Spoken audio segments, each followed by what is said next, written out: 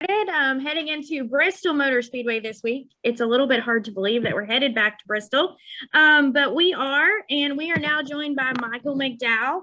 If you have a question for Michael, go ahead and raise your hand within the Zoom platform. We're going to get to as many questions as we can in the time that we have with Michael. And to kick us off, we're going to start with Heather Williams with WCYB. Go ahead, Heather.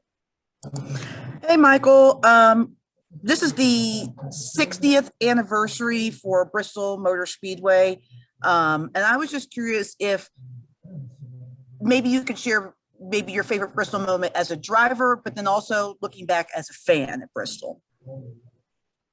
Yeah, so as a fan, in 2008, my rookie year, I didn't get started until after the 5th race because Dale Jarrett ran the first 5 races because he had the champions provision, trying to get the car locked in the top 35 when you used to have to, qualify for the races. And Bristol was his farewell, was his last race. So as a fan, I was there in 2008, where the crowd was synced up with Dale Jarrett signs and all this different stuff. So it was pretty cool just to see just the crowd there. It was incredible. It was sold out every seat. But also just to see the farewell for Dale Jarrett is pretty cool. You have a favorite one as a driver? Yeah, as a driver, probably, last year with the fall race, we got a top 10. It was a special race for us because, our owner and, Bob Jenkins and his family and his friends and, his companies that are there in Tennessee. So that's a home race. There's always a lot of people. And typically in the playoffs, it's tough when you're outside of the playoffs, just because of the fact that, those top 16 teams are just locked and loaded, and normally they occupy the front there. So to get a top 10, in a playoff race, even though we weren't in the playoffs, for a hometown race for Bob Jenkins and, all the companies there, MDS, and it's pretty special to do it in front of them. Thank you. Okay, our next question is going to come from Nathan Solomon. Go ahead, Nathan. Yeah, hey, Michael, thanks for your time today. It kind of seems to be unclear, uncertain kind of whether, if Bristol's going to have PJ1 or the Reds. And so, Bristol's had the PJ1 before, but has NASCAR kind of officially conveyed to you guys what they're going to do with the surface for this weekend? I haven't heard officially. I haven't talked to my team this morning. We talked about it yesterday, and for us, as of yesterday, we didn't know for sure. It's kind of changed a little bit because we sort of get a spreadsheet of, hey, this is the tracks that we're going to apply something. This is what we're going to apply. Just the kind of NASCAR sends that to you just to allow the teams to have a little bit of a heads up of what's coming up. So a couple months ago, it kind of laid out what Bristol would be, which is kind of the standard Bristol PJ1 on the bottom. But we've heard of late that might change. So to answer your question, honestly, I don't know. As of today, I hadn't seen anything from NASCAR or from my team, laying out what it's going to be like as far as the application goes this weekend. Thanks. Okay, our next question is going to come from Jeff Maglachetti. Go ahead, Jeff. Thank you, Michael. Thank you for joining us today. Going back to Bristol, I believe you have 3 consecutive top 15 finishes there, including a 12th on the dirt back in the spring. So what's clicked for you guys over at Bristol over the past 3 visits? Yeah, I think that Bristol has always been a strong track for Front Row and for our alliance with Roush Fenway. Those are always been pretty strong tracks for us. For whatever reason, it seems to, even with package changes and things like that, it's seemed to fit our cars well. And even prior to those top 15s, we had some really good runs at Bristol, and got into an accident or something happens like that, right? So we've had speed there, since I've been at Front Row, and prior to me being at Front Row, we had speed there. And so yeah, it's a track that in this first round of the playoffs is the one that we circled for our best. Bristol would be our best of Darlington, Richmond, Bristol. So yeah, we're looking forward to this weekend. Obviously, we've dug ourselves a big hole, but Bristol's been a good track for us, and so we'll see what we got. on that postseason note, even if the playoff dream does end on Saturday, this has been such a step in the right direction for this team. It feels like they've come miles since their first playoff appearance back in 5 years ago. So even if it does come to an end on Saturday, what's the biggest takeaway you're going to have from this playoff experience, and how big is it for FRM's, for both your future and FRM's future? Yeah, so I kind of break it down into a couple different categories as far as how we'll feel. Overall this season's been great, and like you said, it's been a career year for me, and it's been a career year for Front Row, and we have more speed and more potential in our race cars, and more top 10s and more top 5s than we've ever had. So on the overall scale, it's been a great year. The playoffs has been really disappointing, and what's so disappointing about it for me and for all of our guys is that it's been, mistakes.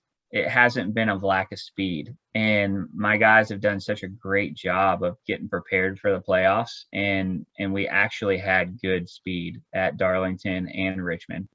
And we don't have anything to show for it. Obviously crashed at Darlington and then had 3 pit road speeding penalties at Richmond that took us out of it. But feel like we had a 10th to 15th place car at both of those racetracks, which is really good for us. So I'm very disappointed in myself, and I'm very disappointed in how these first 2 rounds of the playoffs have gone. So that's the second part. The third part is that even if we are eliminated, there's still a lot to race for us for the rest of the year. So we still want to finish strong. We want to beat, cars that we can beat there in the points, and, finish out the season like we'd hoped to. And so I'm optimistic really about that, just because of the speed that we've had in our race cars, even though my execution's been really poor these last 2 races, which it's disappointing. I mean, it's super frustrating. And so we still have a lot of opportunities to get it right. We got some great tracks coming up, and we still have a shot at Bristol too. So we just got to go out there and see what happens. Appreciate your time and insight. Thanks for that answer, Mike. Good luck this weekend. Thank you. All right, our next question is going to come from Daniel McFadden. Go ahead, Daniel. Hey, Michael. So given the disappointment so far in the postseason, and the fact that you said you guys had circled Bristol as being your best track, what's your just overriding feeling going into this weekend? Do you feel like you're up against the wall? Do you feel like there's an outside chance that you can pull a rabbit out of the hat? Like, what's your team's overall head mindset right now? Well, the mindset is still the same as it was, at Darlington and Richmond, is that we knew no matter what, we were going to have to, put ourselves in position to have 3 incredible races. And now that we've wasted 2 of them, we got to have a really incredible race at Bristol. So for me, it's just about trying to win the race. And, if we're in a position to do that, if we have the speed to do that, if the strategy works out to do that, we're going to do everything we can to put ourselves in that position. But at the same time, if we're running 20th all day and we don't have a shot at winning the race, we need to give some momentum back, and we need to get some solid finishes. So, it's really just going as hard as we can and being aggressive like we've been, but also just seeing how the race plays out. If I'm restarting, with 10 laps to go and I'm in the top 5, I'm going to do everything in my power to, make big, aggressive, bold moves to try to get yourself into a position to win. But if you're running 20th with 15 to go, I'm going to do everything I can to get 15th and get some momentum back so we can get back on track and start scoring some points. Because, with the 37th at Darlington and 28th at Richmond, having an engine issue at Daytona, these 30 plus finishes has really hurt us, these last few races for sure. So how do you guys as a team this weekend make sure you don't overthink any given situation to overcorrect in some circumstance? Yeah, Bristol makes it probably pretty easy for that, especially without qualifying and without practice, so you have what you have. You don't have an opportunity to overthink it and screw it up in that regard. And then usually strategy is pretty straightforward at Bristol. Very rarely are you making green flag stops, even though we did see it last year in the fall race. But typically there's not a whole lot of gambles that you have to take. So it's a pretty straightforward race in that regard, other than a lot of attrition and things happen quickly there. So yeah, I don't see it being one of those races where you have to overthink it and put yourself in a box. So you just got to have speed and you got to have track position. Thank you. All right, our next question will come from Alex Andrea. Go ahead, Alex.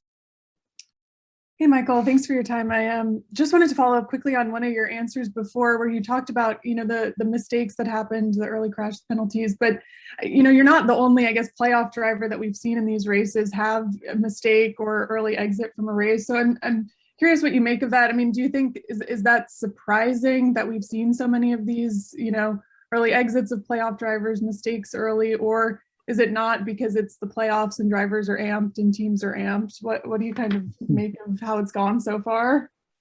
Yeah, I wish I knew. And if you find the answer, let me know. I'm still going through that, for myself. I haven't felt like I've, totally changed anything in the last, 2 weeks. But obviously I've made more mistakes. So I don't know if that's the pressure of the playoffs or just, the ramped up extra push of effort and energy, or it's just the timing of how motorsports works sometimes. There was a point in the season where even when things would go wrong, you could overcome it and you felt like you couldn't do anything wrong, and then there's parts in the season where you just can't get it put back together, and you keep like the last few weeks keep making mistakes and different mistakes. It's not the same mistake every time, something new pops up. So yeah, it's been wild. The last 3 weeks, it's just been one of those things where, for me, I haven't had an engine failure in a very, very long time. That wasn't related to, damage or debris coming through the grill or something like that. I can't remember the last time I spun by myself without contact and ended a race. So that was a new one. And then, to speed on your speeding penalties while serving your speeding penalties is a first for me too. So, I don't know if it's the added pressure or just the intensity or just, making mistakes and yeah, just not overcoming it. Do you foresee like just the actual tracks themselves too? I mean, Darlington and Bristol have been said to be among the hardest. Do you think that's also contributing to some of what we've seen early? Yeah, I think that's the number one factor, honestly. It's just Darlington's a track where it's very easy to make mistakes. We see it a lot. It's very easy to get in the wall. It's very easy to, make mistakes there. Darlington, Richmond, and Bristol are among probably the hardest pit roads for us because the pit roads aren't straight, they're curved. And so anytime you have curvatures in the pit road, you're adjusting your speed for those. So you're going up and down in the speed. So it makes it easy to make mistakes and have penalties. Dover's a little bit like that too. So I think it is. I think it's the type of tracks where, mile and a halves are a little bit more straightforward. Where these tracks in particular have, they're tough racetracks with a lot of tire fall off, a lot of long green flag runs. And so, there's more opportunities for mistakes, I feel like. Thank you. Yeah. Okay, we're going to take one final question here from Tucker White. Go ahead, Tucker. Michael, as we've seen with the high downforce package, really the last 3 years, and especially this season, that getting deep into a run, overtaking the race leader can become a Herculean task. So given that, given the